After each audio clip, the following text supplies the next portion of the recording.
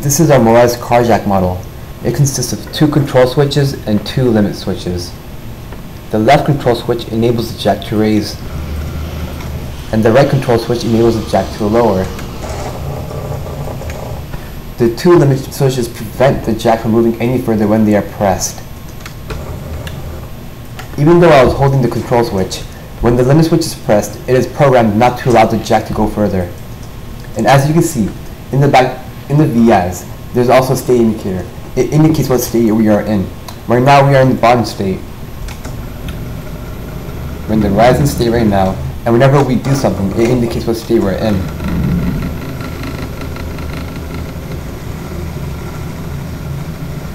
And now we're in the top state.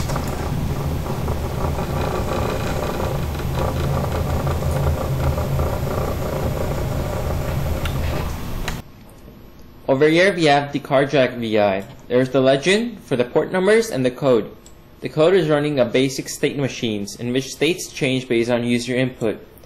Since it is running in a while loop, it's going to loop forever until there is a stop to the while loop. The program can be ended by pressing the stop button on the front panel. Also on the front panel there is a state indicator which indicates what state the code is in right now. The first state of the whole code is the initialize state, which will initialize the motor, and the next state to go to will be at bottom. From at bottom, it's going to check for any input since it is a state machine and execute that state accordingly. And in this case, it's going to look for the up switch and the next state will be rising. If there is no input, it's going to execute the original state and come back to it, and in this case it is at bottom. Let's look at raising state. It's going to check if the up switch is being held or not. If it is, it's going to execute this sequence and look for the top limit switch input. If the top limit switch has been hit, it's going to go to a top state. If not, it's going to continue raising. If the up switch is let go of, the next state to go to will be idle. Let's look at top state. It's going to execute the sequence and look for the down switch. If the down switch has been pressed, it's going to go to lowering state.